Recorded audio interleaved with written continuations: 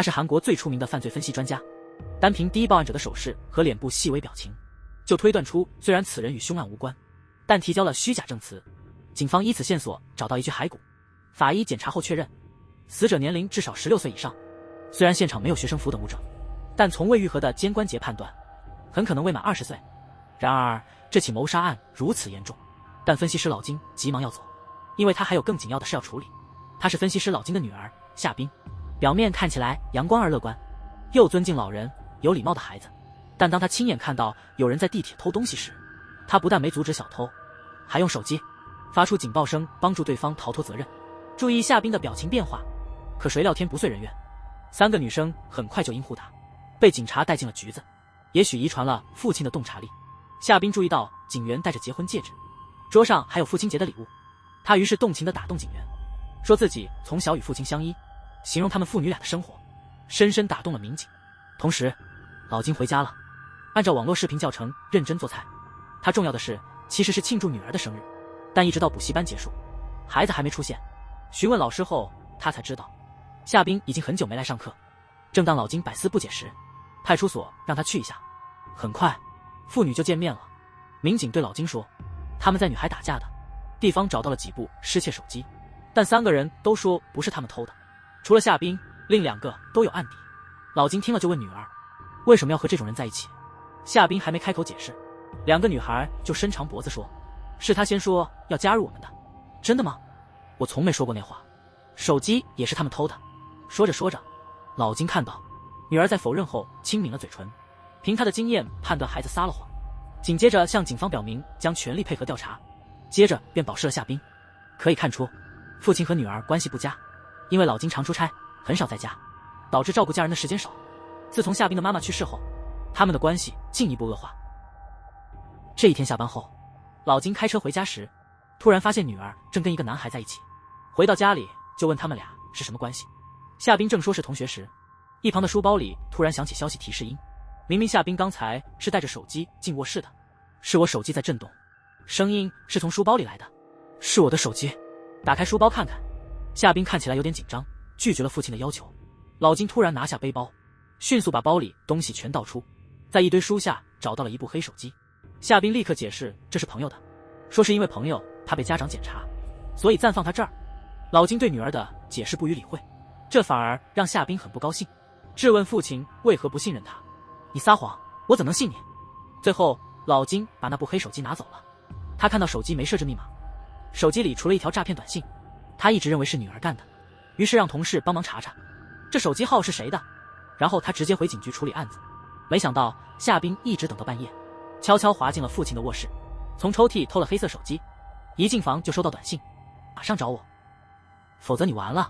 次日清晨，夏冰带着行李箱去学校的研学活动，老金目送他离开，不由得回忆起昨晚父女的谈话，本想接近女儿，却从她的笑容看出了不真实，跟警局时一样紧闭嘴唇。于是老金更加确信了之前的决定。2天后，老金怎么也联系不到女儿，正好偷窃案的结果公布了，民警把当时的监控发到了手机，他一看才明白，原来真的冤枉了夏冰，于是不断拨打女儿的电话。与此同时，在某座无名小山上，夏冰的手机不停地响，接着被一个不明人士带走。第2天一大早，警方收到民众举报，在山上的一个仓库里找到很多血迹，血液检测确认是人类血液。经过法医的分析，场地上的血量超2升，可以肯定这是一起谋杀案。目前警方只知道血液来自 O 型血的女性，一点有用的线索也没有，因此上面让老金仔细再检查一次案发现场。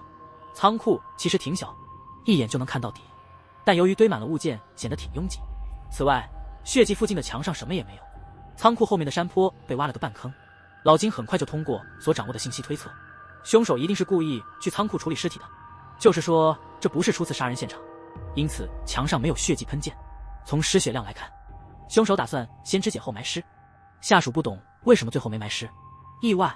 凶手原本想处理，但时间不够，因为突发状况使得分尸计划未能如期执行。可能凶手懂得刑侦技巧，知道血迹不能确认死者是谁，所以除了血迹外，这个线索可能揭露他的身份，既不能带走也不能留的，只有一种可能，那就是第一现场。果然那晚，警察在仓库附近找到一辆烧毁的车。第2天，学校通知老金，他女儿没去晚自习，连研学期间也消失了。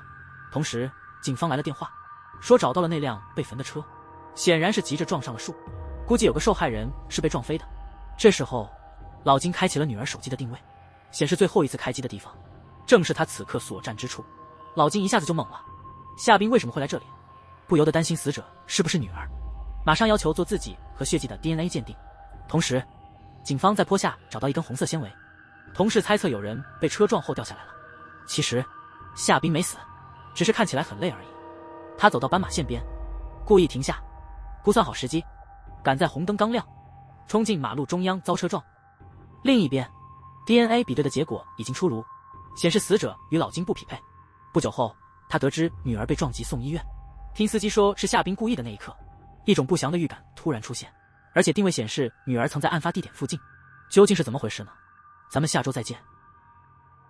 老金分析师一直认为女儿是案件的主犯，但缺乏确凿证据，于是那天午后就把她带回家。不料女儿夏冰却将奶奶叫到城里，这让老金百思不得其解，确信女儿必有所图，毕竟平日里祖孙俩话多寡。夏冰解释说她手和背受伤了，连弯腰洗头都做不了，上卫生间都感觉困难，真的需要一心父亲帮忙吗？这时候警局突然来电，让老金去开会，结果这件事也就不了了之。警方调查出仓库和焚车案的监控录像，录像里开车的是一位身高68的女性，看她的打扮应该很年轻。老金看到那女生的背影顿时紧张，因为她穿的衣服与他女儿夏冰的一模一样，连他们的身形也略有相似。另外警方也提取了监控录像，不过奇迹发生了，第二页正中突然见到女儿的名字。与此同时，红色纤维的检测结果也出炉了，是一种纺织材料，但种类太多不好确认，不清楚究竟是啥，最好比较一下。但法医能确认一点，虽然没 DNA， 但这东西的主人当时肯定在现场。所以老金一回家就决定直奔夏冰房间找证据。看到门缝里的纸条，这更加坚定了他内心的怀疑，女儿肯定和这个案子有关系。于是老金不止翻遍了孩子的衣柜，连内衣抽屉也没有放过，直到找到书桌下那个上锁的抽屉，他立刻变得紧张起来，不由得怀疑，难道那红色的东西就在里面？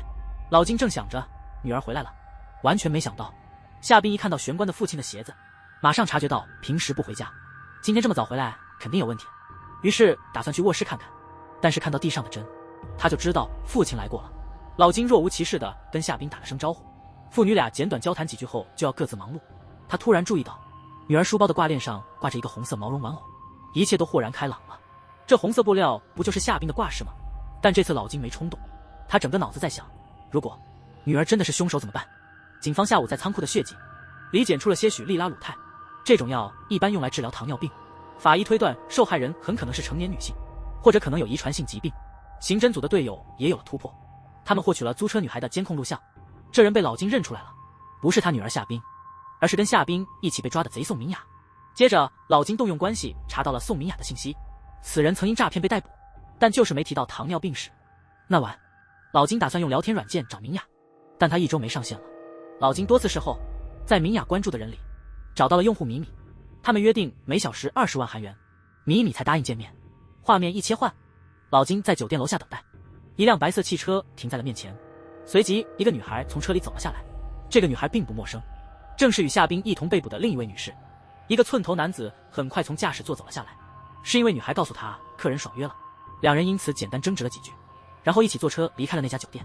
老金紧接着尾随了上去，他一直跟踪到了某个住宅区的小巷，女孩和寸头前后脚走下了车，但是寸头突然站住了，他注意到后面有人跟着，就叫女孩来一起看看是怎么回事。老金还没反应过来，寸头就带着女孩驾车逃离。那晚正下着大雨，视线模糊，又遇到个急转弯，老金很快便跟丢了。当他重新走到楼下，家里的灯全都熄了，好像所有人都不在了。老金夜晚回家，直接问女儿认不认识宋明雅。他已经查明车祸不是偶然。夏冰说确实不是偶然，因为他确实想结束自己的生命。自母亲去世后，天天都想这事，他没法像其他同学那样开心聊天，所以没参加研学，独自躲在朋友家里，因为和爸爸待一起更难受。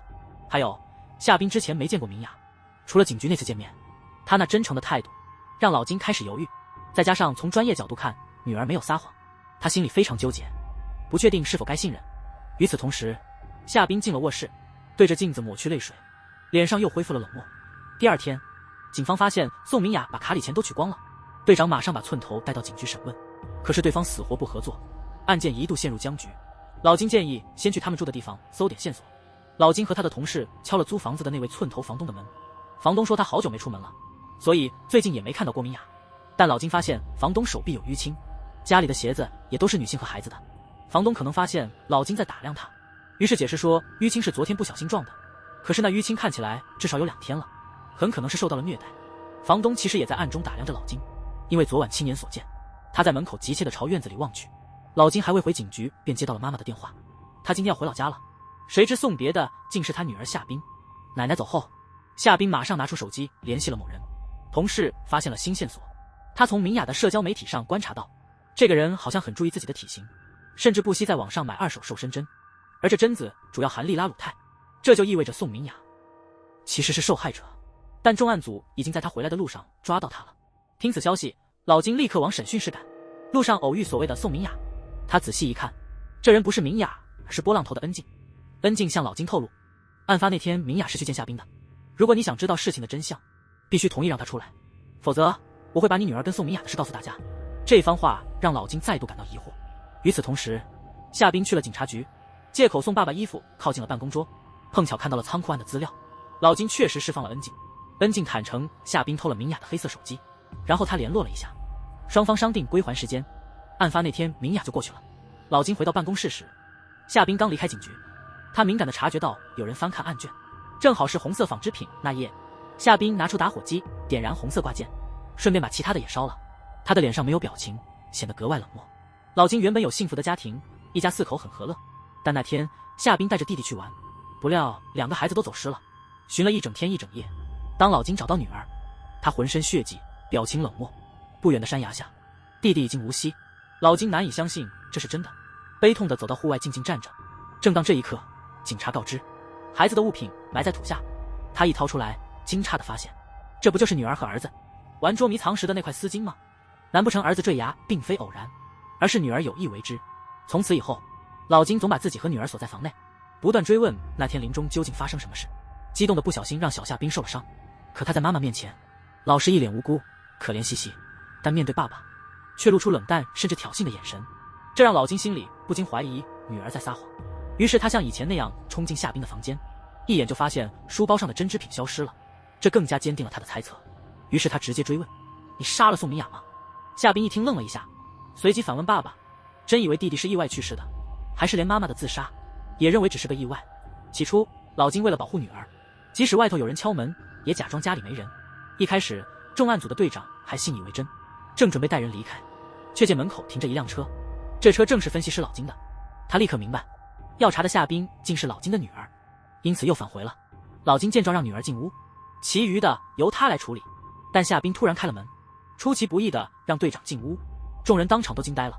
观察夏冰的表情，他微笑着，好像赢了一样。队长也不多说，直接坐下来提问。案发那天，也就是11号，夏冰你去了哪里，做了些什么？我没去过那儿。很明显，老金知道女儿在撒谎，因为他的手机定位最后出现在那。但队长还没来得及提下一个问题，夏冰反问是否与宋明雅有关。老金听了心里一跳，队长好奇他们是不是认识。夏冰承认1周前因为看到宋明雅偷手机，跟着他时爆发了争执，于是2人都被带到派出所。这是他们第一次相遇，但随后的证词不够一致，经的掌握跟事实有很大出入。夏冰说那天他手机丢了，但恩静却说是他女儿偷了宋明雅的手机。再说11号那晚，夏冰透露她一直和男友在一起，这暗示她有不在场证明。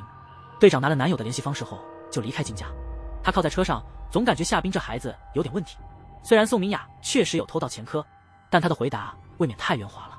老金依然不信任他的女儿，他掌握的线索与先前的证言完全不一样，因此他很想弄清那部黑色手机的来源。夏冰只得再次解释，他未曾见过宋明雅，也没偷过手机，既然信了别人，又何必在意他是否说谎。老金还打算询问妻子和儿子的情况，夏冰没回头就回答了父亲，身边有人去世，他总会被疑，女儿在爸爸心里变成了什么？听完孩子的话后，老金整晚未眠，拿着夏冰书包的挂件，深陷自我质疑。那天晚上看到书包后，他悄悄进女儿房换掉了它，也就是说被焚的是假货。与此同时，夏冰也没睡着。这里有2个小细节，一是他不仅取下了挂件，还摘了项链；二是他持续搜查父亲成功分析的案例，仔细阅读和研究他们。第2天清晨，老金立刻找到了女儿口中的男友李秀贤。这家伙证明11号那天他们一直没出过房间。作为犯罪分析师，他只信自己所见。于是我拿出宋明雅的照片，看他反应如何。秀贤摇头说不认识，眼神坦荡，表情一直没变，还反过来嘱咐老金别欺负夏冰。看他的样子并没撒谎。另外，老金从班主任那儿打听了情况，据班主任说，秀贤和夏冰关系挺好，两人从10年级起就是朋友了。去年教师节，孩子给老师送了个挂件，挂件和另一个红色的一样。班主任连连夸他们是好孩子。夏冰拿到的奖学金都给了秀贤，这事让老金对女儿感到非常愧疚。没想到他们的谈话全被人偷听了。下午老金查了宾馆的监控，还查了孩子们的房间，确保没人藏匿。在可能溜出情况的监控下，似乎开始接受错怪女儿的想法。同时，队长也查明了事实，夏冰根本没时间作案。但韩国法律规定，嫌疑人的亲属不能参与调查。夏冰向秀贤询问爸爸问的情况，他们俩看起来不太像情侣。要是我爸也是犯罪分析师，肯定也挺压抑的。这会让你更擅长撒谎。到了晚上，大波浪恩静突然失联后，队长带人在他的公寓楼下守候，正好被房东婆婆看到。另一方面，老金觉得队长讲的有道理，加上女儿证明了自己没有作案时间，洗脱了嫌疑，干脆不再追查这个案子，随手把红色挂件扔进了副驾驶的工具箱。但是回家的夏冰在老车里看行车记录仪，陷入思考。他慢悠悠地围着车转了几圈，最后似乎做出了决定，停了下来。一进门就提议和父亲一起搬回乡下。出乎意料的是，老金这次没拒绝，只是希望能有些时间考虑。队长抓住了8个与宋明雅关系紧密的年轻人，他们透露宋明雅1年前加入了这个团体。他总是谈论钱的问题，大多数人都不喜欢他。但奇怪的是，8份证词出奇的一致，连吃了什么，做了些什么，事件的顺序都如出一辙。另外，老金还发现，每句话的用词几乎都一样。下属终于反应过来，肯定是有人教他们统一说辞的，因此建议先从8人中最弱的开始。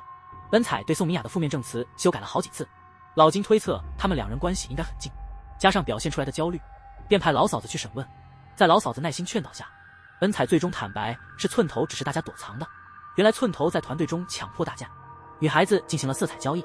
那天发现宋明雅逃跑，他非常气愤，甚至威胁要杀了他。案件发生当天，寸头没有和大家一起。警方掌握了详情后，立刻对寸头进行了抓捕，但搜遍了他的住处，一个人也没找到。实际上，寸头藏在房东家里，虽然不清楚他俩什么关系，但看房东对寸头特别害怕，我猜那些淤青可能是寸头造成的。然后警局开始分析这个案子。老金觉得，即使寸头是凶手，也不可能短时间内处理完尸体。现场显示，凶手一方面做事细致，一方面又显得杂乱无章，所以肯定不止一个人参与。果不其然，一辆快递车停在了公寓前，房东吸引了便衣警察的注意，寸头乘机逃跑，找机会狂奔去。晚上老金传递了文件，他决定退出调查工作，打算带女儿搬到乡下生活。但突然收到一个电话，调查时留下的纸条，车主答应协助调查，提供行车记录仪的视频内容。老金本来不想去，但对方催得紧，只好为了快点解决案件匆匆赶去。没想到的是，录像上清楚地显示，案发那天11号，金的女儿夏冰从宾馆侧门溜出来，这意味着老金被骗了，孩子的去向和所做的事一无所知，辛苦建立的信任一下子就崩溃了。画面突然一转，老金遇见了秀贤。秀贤面对确凿证据，不得不承认，夏冰那天确实出门了，他真的不认识宋明雅。更令人难以置信的是，这孩子才转学来3个月。于是老金迅速去找了班主任，细问之后才明白，原来大家说的秀贤是个女生，而不是那个同名的男生。班主任还提到了女秀贤早就离家出走。老金找到了女秀贤家，问秀爸知不知道夏冰，她也出走了对吧？每次那女孩一打电话，秀贤就会离开。同时蓝秀贤把之前的事都告诉夏冰，其实他们并不是情侣，只是那小子单方面喜欢她。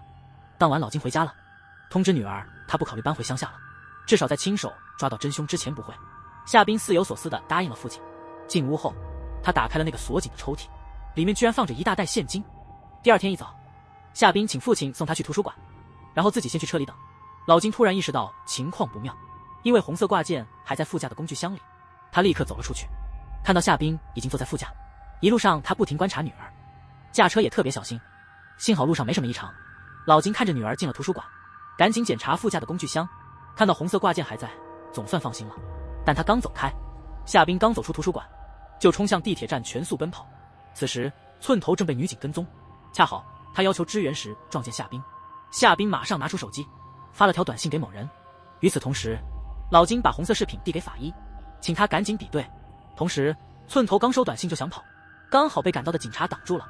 可是老金正打算定审讯流程时，这时检方接到了举报，因涉嫌收受贿赂，他需配合调查。而事后的证据不仅出现在车里，后备箱内找到大量现金，还发现行车记录仪的视频被删除。显然有人故意这么做来拖延时间，阻止老金加入对寸头的审讯。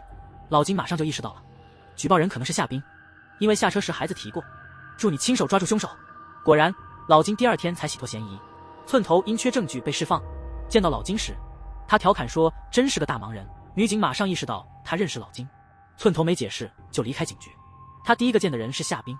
另一边，检验结果已经出来，红色挂饰不仅和证物成分一致，甚至还检出了山坡无名尸骨的 DNA。 看来这可能是连环杀人案。法医猜测宋明雅前可能还有受害者。老金立刻想到了女秀贤，不免产生了疑问，究竟后续如何呢？我们下周再见。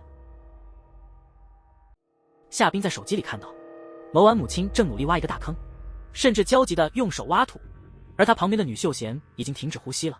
作为顶尖犯罪分析师的女儿，夏冰很快发觉母亲有点不对头，她的情绪忽高忽低，一会儿大哭，一会儿狠打自己的嘴巴，明显是快要崩溃，却还在死命挖掘。最后似乎做了个决定，就把女秀贤的尸体推进坑中，然后迅速的覆土，避免被人察觉。真巧，这一切都发生了，全都被寸头录了下来。视频看完后，夏冰只想搞清楚母亲为啥杀了女秀贤。寸头对此显然不感兴趣，他一把抓起满是现金的袋子，举手就死命掐住夏冰的脖子，猛烈宣泄积压已久的愤怒。就在此刻，一个戴摩托车帽的男人击倒了寸头，夏冰还没反应过来，两人开始厮打起来。待制服了寸头后，慢慢走向他，趁机，寸头一把抓起钱袋，拔腿就跑。摩托帽见状立刻追赶。其实夏冰也想追问清楚，但他看到地上的手机时，便改变了计划。老金看到妻子手机的屏保，女儿和秀贤一走，立马去了手机店解锁。夏冰回家看到自己房门开着，连上锁的抽屉也被撬，立刻明白是爸爸干的，于是去主卧寻找妈妈的手机。在梳妆台抽屉里，意外找到妈妈的精神科记录。同时，老金收到了已故妻子手机发的视频文件，里面记录的是他清理尸体的全过程。然后对方打过来电话，解释了秀贤的死因，但我们还没弄清楚。夏冰没能知道想知的，果断挂断了电话。他决定自己查明妈妈杀友的真相。寸头逃回去，马上叫来房东。有件事他始终琢磨不透。根据刚才的情形看来，夏冰和摩托帽不相识，他只把去山上取钱的事告诉了房东，不由得怀疑是不是情人背叛了他。但他没明说，只是让房东尽快卖掉房子。班主任收到了寸头和夏冰见面的照片，那时他正穿黑衣。第二天一早，手机被解锁了，手机店老板还特别嘱咐老金，机器里被装了追踪器，全是失去的妻子装的。这意外也带来了好处，能倒追夏冰的位置。老金按追踪器去找，最后到了一个精神科诊所。医生说夏冰来这是来查母亲的病历的，他正等着老金来呢。与此同时，夏冰一走出精神科诊所，正巧看见警车旁边停着老金的车，他立马意识到肯定是父亲在找他，于是马上关机，然后赶紧跳上一辆出租车速离开，却不知道一个戴摩托车帽的人正跟踪他。等到一个红绿灯，夏冰通过后视镜看到了那个摩托帽，就为了确认自己的想法，请师傅前面紧急右转，然后细心观察后视镜。不一会儿，摩托帽便追上来了。夏冰突然想出了个好主意，医生把所有治病录音发给老金，还特别提醒他听了可能心情不好。警方不但联系不上班主任，还在李秀贤的地方找到3组新脚印，其中一个是44码，估计是男的，现场还有明显的打斗痕迹。女警疑惑是谁让逃犯鲁莽的来见面，为何会选这个见面地点？通常只有跟案子有关的人才清楚这地址，难道这3人都知道女秀贤？同时发现新线索，他在监控里看到了班主任，还从保安那儿得知寸头曾半夜找班主任大吵一架，他们俩很可能认识。队长听完情况后分析，44号的鞋印是班主任留下的。夏冰把摩托车帽带到了拥挤的隧道里，他马上下车走到那人面前，问他是谁，为什么要跟踪。摩托车手意识到逃不掉，就示意走到一边说话，但当夏冰转身的时候，这人全力开车，一声巨响冲过车流，消失在隧道里。老金下午播放了亡妻的诊疗录音，长久隐藏的真相终于揭露。自儿子意外去世后，女儿夏冰变得不爱说话，她希望自己的孩子能和其他孩子一样，能过一个正常的生活，因此她会在夏冰面前假装跟老公不一样。从事件发生后，高中女儿就没带朋友回家过，直到那天，妻子感到长期的努力终于有了回报。夏冰生日那天带了一个叫秀贤的女孩来家里，他认为这孩子是天赐的礼物，终于找到一个能跟女儿聊天的好朋友。那份红色织品是秀贤送的生日礼物，妻子买给他一部最新的手机。原本以为幸福会常伴左右，不想这些恩典竟有代价。自从夏冰遇见了女秀贤，开始逃课，晚归成常态，短信不回，电话也不接。妻子担心女儿遭遇不测，因此变得格外焦虑，换来的却是女儿冷淡的反应。他感觉局势完全失控，于是悄悄跟踪夏冰。实际上夏冰为了寻找失踪的秀贤，不惜花大价钱向地痞讨消息，而这在妻子眼里却误会了。他认为孩子变坏或做了坏事。就在这时候，秀贤主动找到了妻子，说明夏冰是在找逃课的他。至于为何躲藏，孩子认为阿姨应能理解，毕竟他的女儿与众不同。言外之意，那人杀了自己的弟弟，让女秀贤很害怕。妻子便对女儿说，别再和人家联系，以后也别一起玩了。夏冰立刻察觉到妈妈在发抖，很快意识到她和爸爸想的一样，都怀疑是他害了弟弟。妈妈无言以对，愣住了。情绪稍稳后，他发现女儿在房间里大发脾气，老婆心里其实很难受，因为孩子刚才的话全都在理。紧接着女秀贤死了，他自然而然认为是夏冰干的，为了不被发现，才冒险夜里处理尸体。听完这些，老金心痛不已，明白自己的骄傲导致妻女如此悲剧，因此猜测拍视频的是寸头，可能是害死女秀贤的嫌疑人，立刻开始详细调查。回警局后，女助手报告了足迹发现。另外，监控显示班主任外出时穿了雨鞋。根据这些线索，老金马上命令搜查附近钓鱼场。同时，班主任和房东见面了，似乎有所隐瞒的重要事情。因为这件事，房东不得不和寸头在一起。正当两人甜蜜相处时，有人偷拍了他们的亲密照片，随后发到了寸头的手机上。这小子太气，顾不得自己被通缉，直接就冲向钓鱼地点。不知道的是，警察一直在盯着他。不一会儿，警方就联系到了班主任。寸头为了隐蔽行踪，经过一个小路时被车撞了。老金气冲冲地拦住了寸头，摆出一副非让他招供不可的姿态。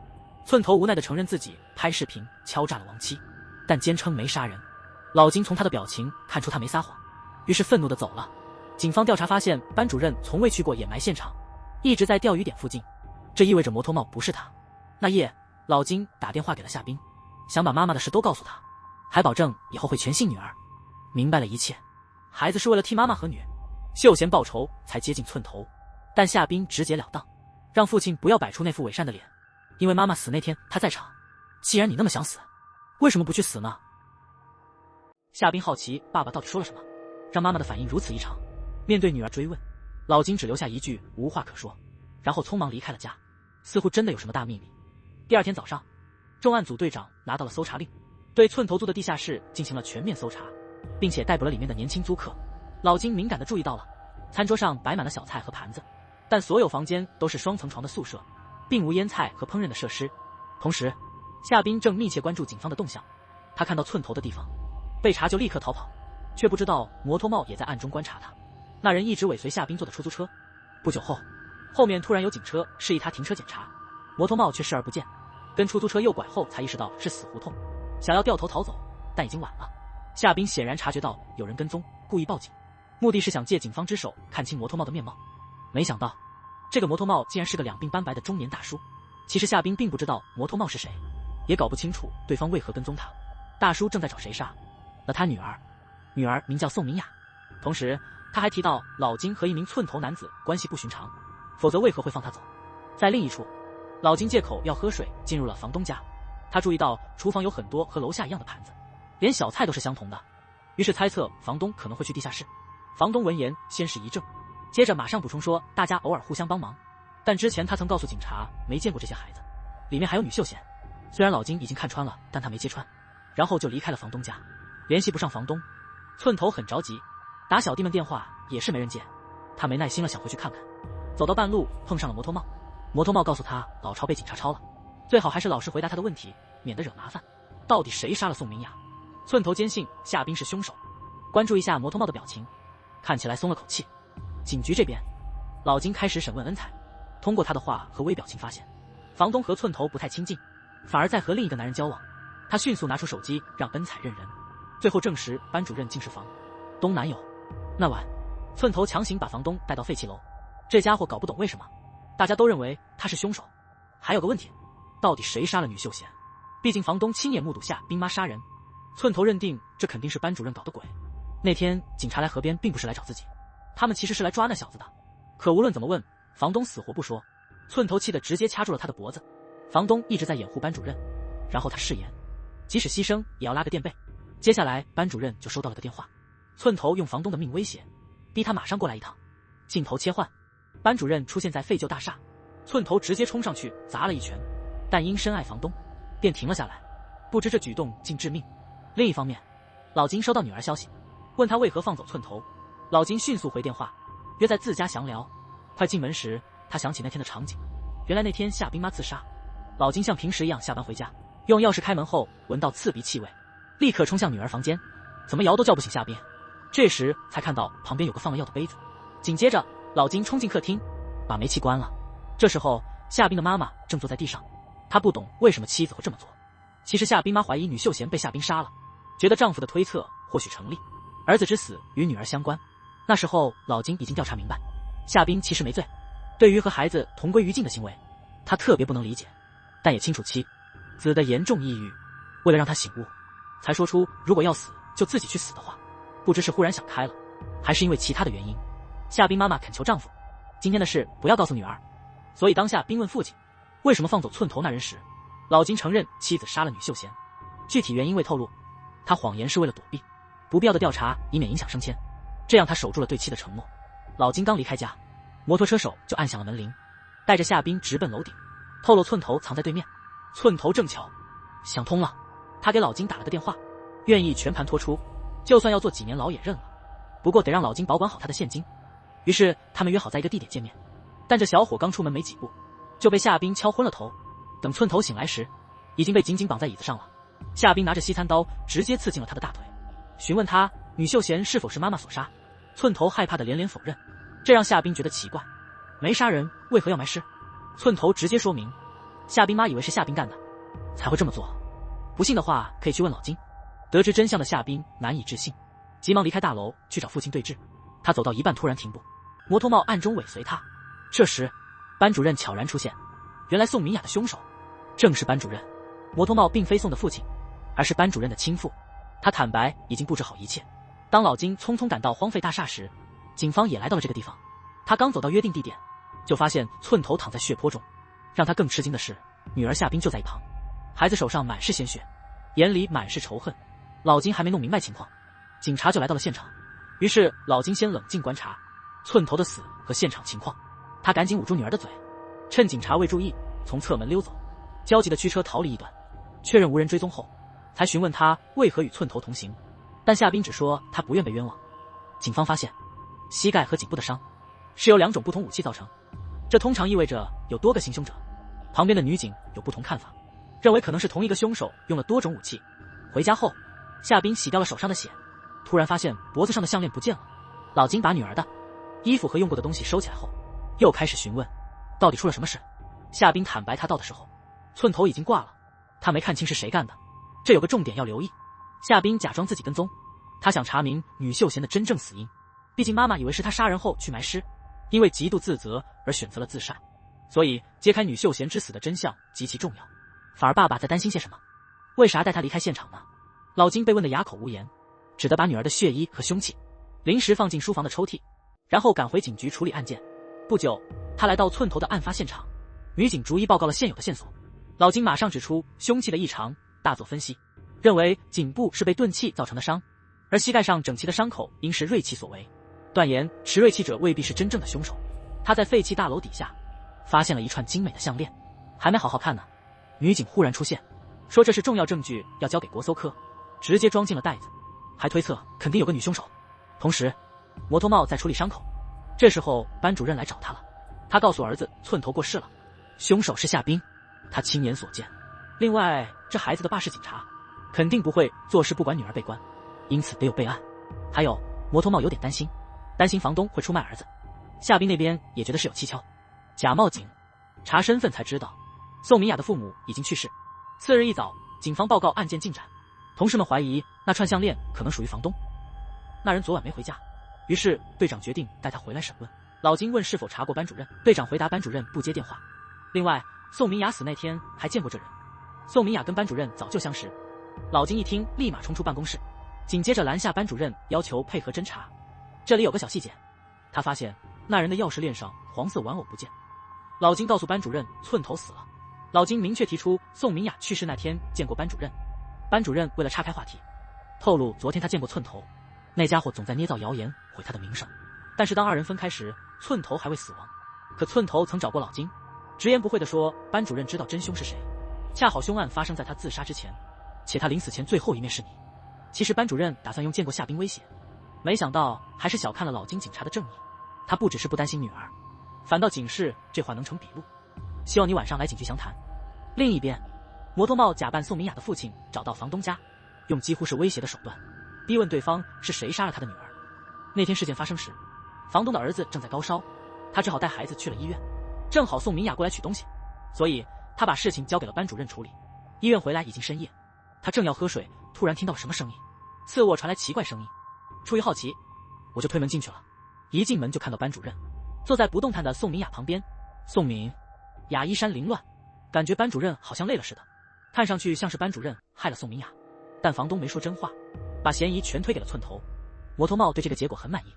与此同时，警方发现寸头最后一个通话是给房东的，时间还和死亡时间撞上了。女警员注意到有个熟悉的号码，正好是犯罪分析科的老金。队长非常生气，把老金叫到无人处，追问他为何不报告真相。老金只能说寸头昨晚本想自首，他们约了见面地点，但那家伙没露面。队长也搞不明白这是有啥好藏着掖着的。老金谎说误判了，以为自己去会更顺利。其实队长清楚老金脾气怪异，但办事效率很高，只要不违规大多会放任他，因此斥责几句后就没再追问。那晚夏冰来到派出所报警说有人骑摩托偷了他的东西。就在警察查完资料那一刻，他以需女警处理为理由将警察支开，成功记下了摩托车手的名字还有住址和电话，然后就用计策潜入了这个人的公寓。不仅桌上有用过的纱布，抽屉里还找到紫色的手机，这手机正是夏冰丢的那部。原来仓库命案之夜，因夜色太黑，逃跑时从山坡掉下，汽车没刹车，直接撞上大树，也就是跌落的人不是宋明雅，而是逃命中的夏冰。司机意料之中是班主任的父亲，他顺手拿走了地上的紫色手机。另外夏冰发现摩托帽给班主任写了很多信。顺便说一句，父子俩姓不同，透露昨晚他们俩离开场所后转身回头去找了寸头。根据监控显示，确定房东在寸头去世前后曾经出现在案发地点附近，因此申请了逮捕令，随后依法逮捕了他。恰巧被不远的班主任看到，他因担心女友安全，携带凶器向警局自首，承认是他杀了寸头。